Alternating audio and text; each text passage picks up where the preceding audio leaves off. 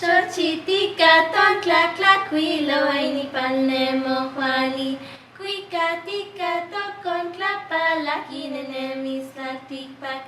Isla Toledo is about the process of kind of how the Philippines has been conquered so many times, and it's about really the loss of culture and roots and language in the Philippines.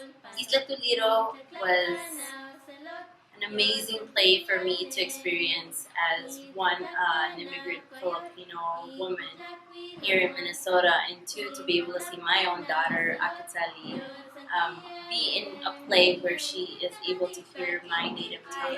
Both Mexican and Filipino, working with both of those cultures in that one play really made me feel whole.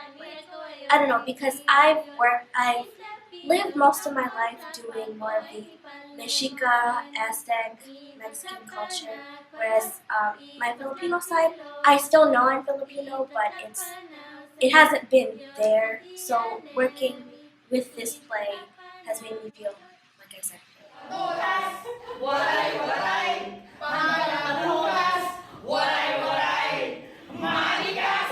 even though I spoke English to them, they spoke Tagalog to me. And, they would translate to English and they'd be like, so repeat after me. And that's exactly what my aunts and uncles do whenever I go over to the house. So in that way, I felt like they were a family to me.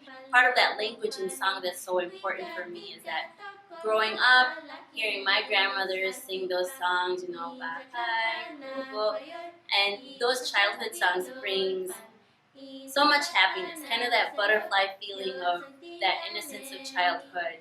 And it brought a lot back of really great memories for me in the Philippines, being on the ocean side with my family, and then coming to Minnesota, where I hardly heard it growing up here. It was English only, and for me to come here now at 34 to hear that I have this deeper appreciation of the language, and now have this newfound motivation to really make sure that my children learn the language. Language is a part of our being.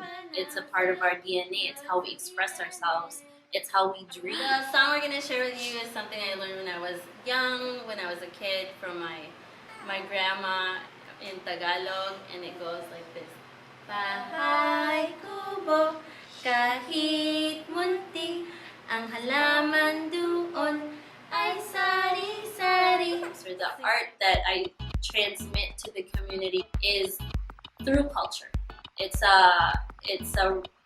honoring of our culture. It's honoring of my husband's culture, honoring culture of my children, my ancestors. So for me, arts and culture go hand in hand. To be able to work in Lake Street Arts and Culture as an artist organizer and working together with Mercado Central, and especially with Luca, which is Latinos Unidos por la Cultura, or Latinas Unidas por la Cultura.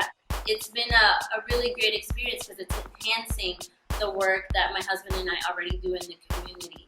And I feel like this coalition of community members, business owners, artists, organizations such as Pangea Theater, Mercado Central, and Luca is going to add additional flavor, a very, very powerful and delicious flavor to Lake Street Arts. Our hopes and dreams is to provide this foundation so that new immigrants or recent immigrants that want to produce their arts and culture, want to share that with the rest of the community, when they're ready to, will already have this pathway.